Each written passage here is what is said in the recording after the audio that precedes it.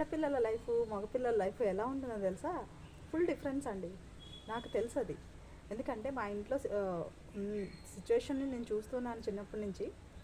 ఆడపిల్ల లైఫ్ ఒక చదువు, ఒక ఏజ్ రాగానే ఇంట్లో వర్క్ చెప్పడం, ఇంకా మ్యారేజ్ తర్వాత లైఫ్, మ్యారేజ్ లైఫ్ తర్వాత ఇంటిని చూసుకోవడం, ఇలా ఉంటుంది ఆడపిల్లల లైఫ్. మగపిల్లల లైఫ్ ఒక ఏజ్ వరకు చదువుతోటి కొంచెం ఒక 10th దాటిన తర్వాత ఒక ఇంకా ఏం చేయాలి, నెక్స్ట్ ఏం చేయాలి అనే ఒక ఇంటెన్షన్తో ఉంటారు వాళ్ళు. తర్వాత జాబ్స్, ఆ తర్వాత సెటిల్ అవ్వాలి, ఆ తర్వాత ఇంటి బాధ్యతలు పాపం మీద పడిపోతాయండి.